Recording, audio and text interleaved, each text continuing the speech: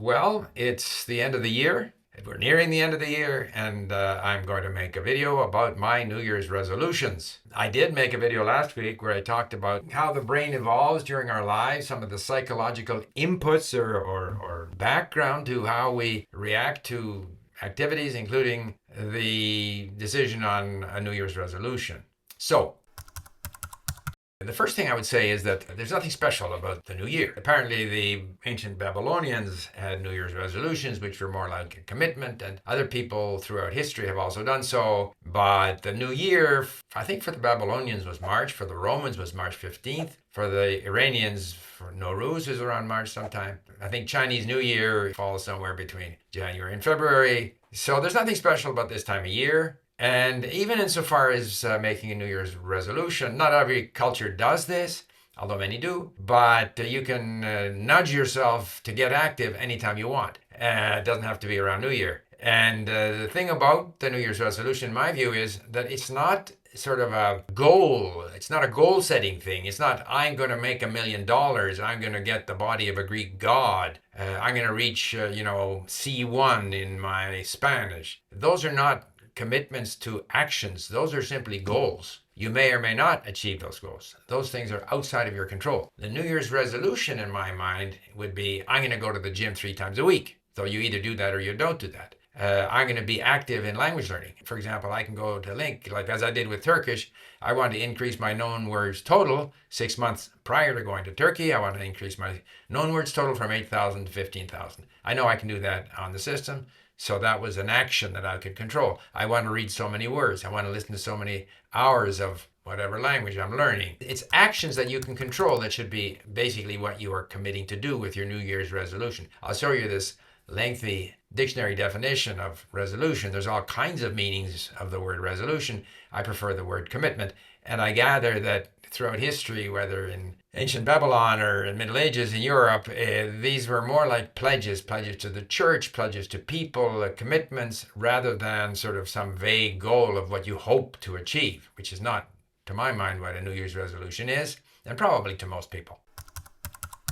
However, having a distant goal is certainly motivating, and motivation is a big part of actually carrying through on your New Year's resolutions. Now, apparently, a high percentage of people do carry through on their resolutions, at least for quite a period into the new year. Of course, we all want to be amongst those who do carry out their pledges, their New Year's resolutions. And I think there it's important to make it easy on ourselves. In the case of language learning, find content of interest to you. Make sure you think that spending time with the language is valuable to you. Have a positive attitude towards the process and the language. Vary or the type of activity you're doing, so you don't just sit there like reviewing Yankee decks. You listen, you read, you review words, you talk to people.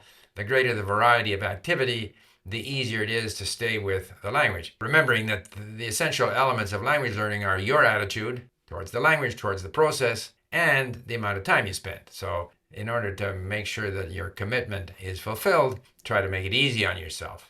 Don't get frustrated if you don't see immediate results, because as long as you are active, you are improving. And it's important to be aware of that and remind yourself of that. You might find it interesting to see how I spent my year in language learning in 2024.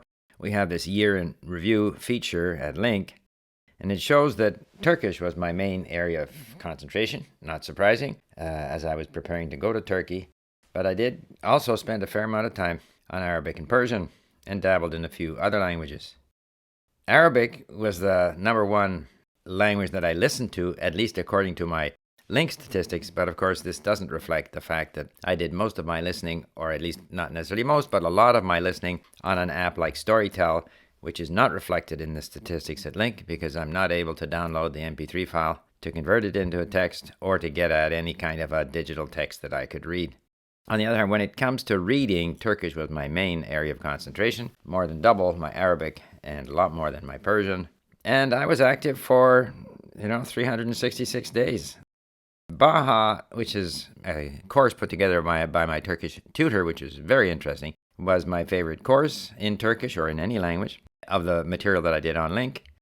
And I completed this many lessons, most of which were imported. met a number of milestones and participated in challenges. And I added a total of 36,000 known words. Most of that was in Turkish. So that's kind of my year.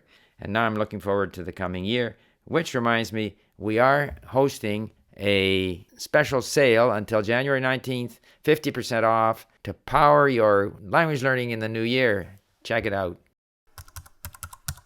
So with that introduction, which languages am I going to go after in 2025? Initially, and of course, we all need a trigger. So New Year's can be a trigger for a commitment, but in order to get really turned on to a language, you need some other kind of trigger. That's been my experience. For example, going to Turkey, 6 months, I was able to totally dive into Turkish. I've said before that my interest in the history of Central Asia and Middle East was a trigger for me to spend a lot of time with Arabic, Persian, and Turkish. This year, my wife and I are going to Scotland and Ireland via Iceland. So, am I going to learn Irish Gaelic? I don't think so. Am I going to learn Icelandic? I don't think so. Why? Not because those languages aren't valuable, but because in my experience, it takes so much time to bring your language up to a level where you can actually function when you get to the country where the language is spoken. It's not a matter of weeks or months. And I've just had the experience so often where I actually did put a fair amount of effort into, say, Croatian or Vietnamese.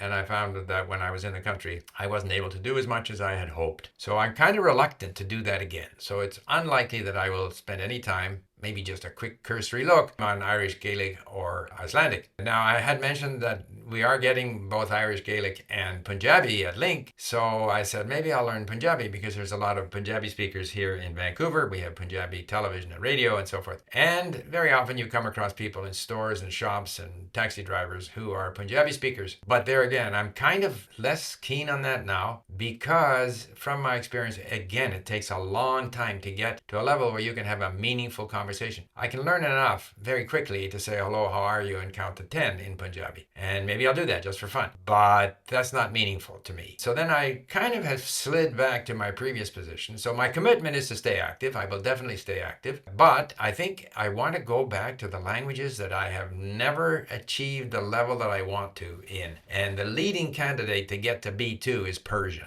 And so I'm going to commit myself to spend a lot of time on Persian. Again, for variety is the spice of life, I may go off and do some Arabic. I may go off and do some Turkish, so as not to fall too far, behind in that from where I was when I was in Turkey. And I got to be careful. Türkiye. Okay, but we're all used to saying Turkey. And my hope is that I can achieve a B2 level in Persian sometime during the coming year. But my commitment, my resolution is to spend the time because we can spend the time and there's no guarantee what we will achieve. I hope that's of interest. I'd be interested to hear other people's commitments or goals or resolutions for the new year. I will stay with my language learning activity. I'm quite convinced it's good for the brain. I mentioned that Manfred Spitzer in his book says that, when we're young, we have poor impulse control. When we're older, we're easily distracted. Older people know more. They might be interested in more things. There's all kinds of different things about our temperament, our personality, our stage in life, which can influence how successful we are in language learning, influence how successful we are in staying with our commitments. But I ignore all those things because whatever my temperament is, however suited I am to language learning, it really doesn't matter.